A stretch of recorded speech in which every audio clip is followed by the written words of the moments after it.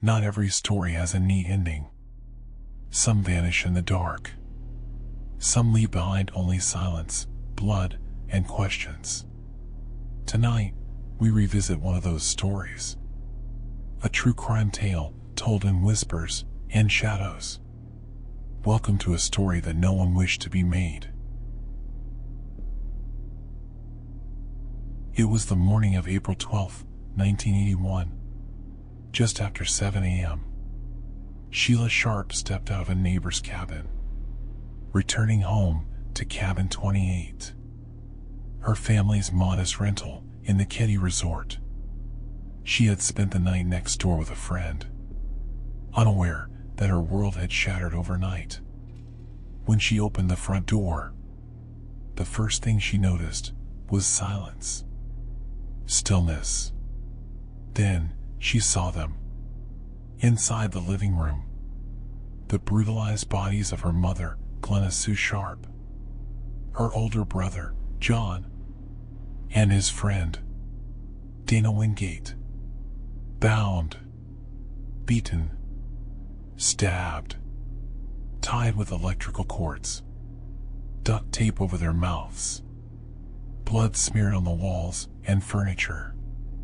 Sheila ran, screaming, shaking.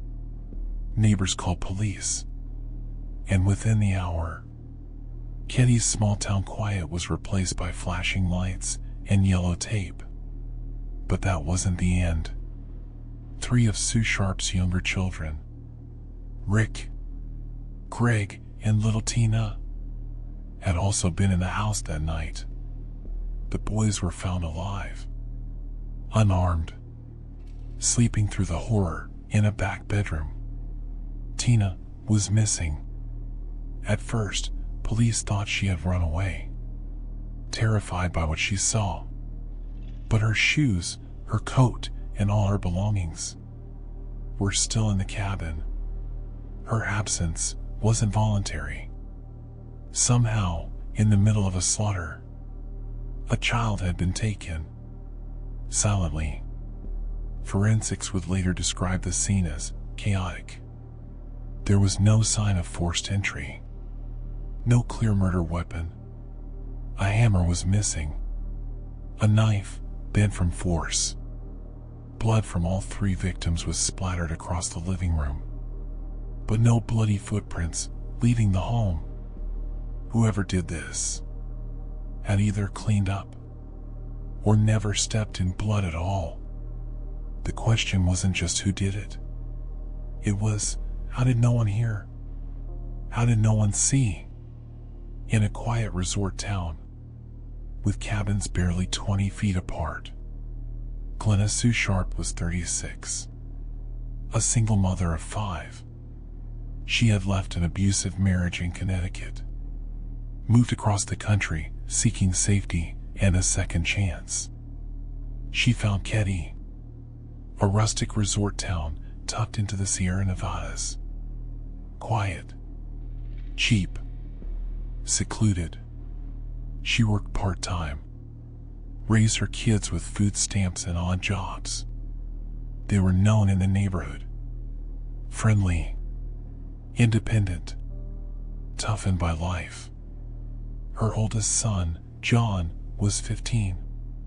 Tall, quiet, protective. His best friend, Dana Wingate, was 17. A lanky teen from nearby Quincy. A big smile and a troubled past.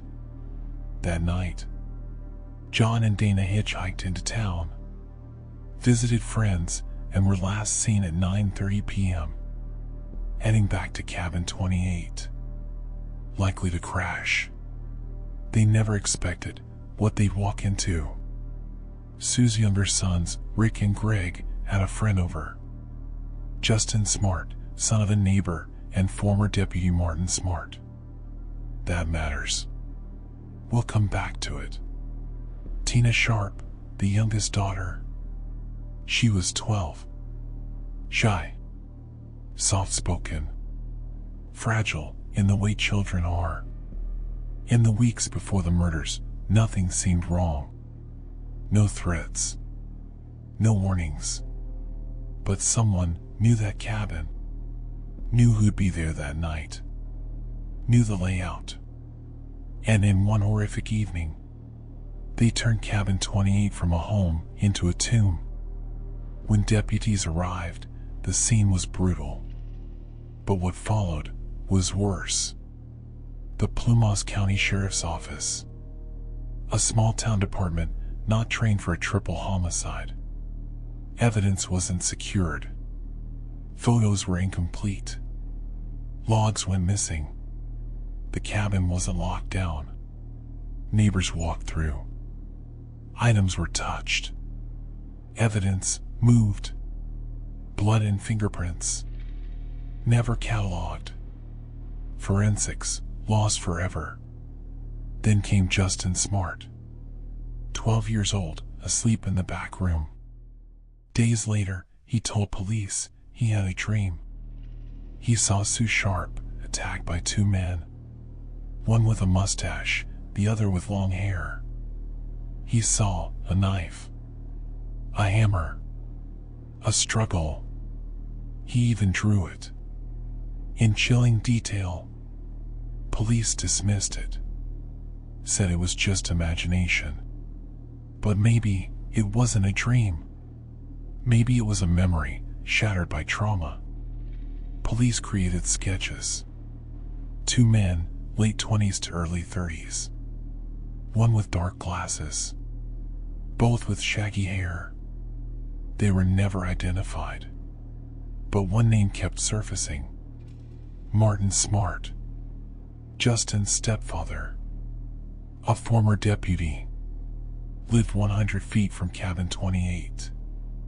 Martin said he burned blood-stained clothes after the murders. Claimed they were old workwear. His therapist later told investigators. Martin confessed. Said he knew more than he should. His wife left him over what happened. But law enforcement never followed up. No warrant. No arrest. The case went cold. Martin moved away.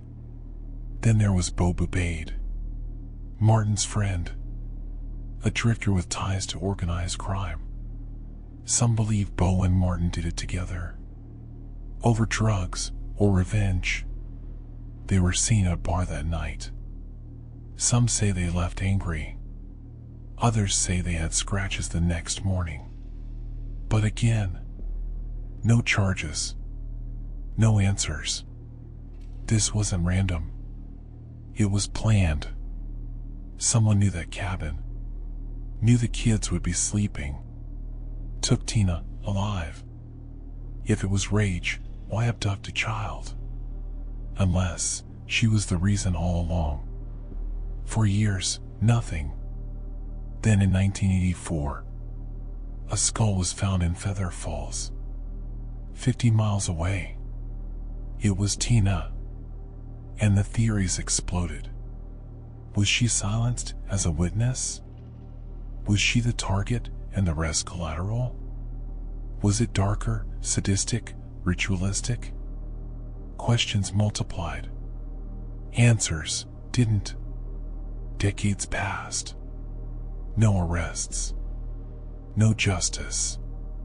Then, 2013. New sheriff. Greg Hagwood. With him, Mike Gamberg. They grew up near Keddie. Knew the victims. And weren't afraid to dig. They uncovered a 1984 911 call.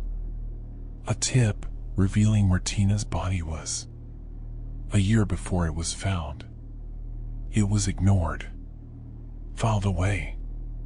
Then in 2016, a hammer was found in a nearby pond. It matched the missing weapon. Then, forgotten files were found. Hidden in a basement. They proved Martin lied. Bo had a violent record. DNA, mishandled or never tested. Gamberg said it out loud. This case was covered up. By whom? No one knows.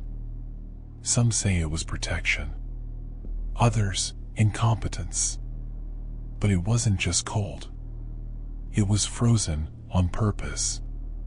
Cabin 28 was demolished in 2004.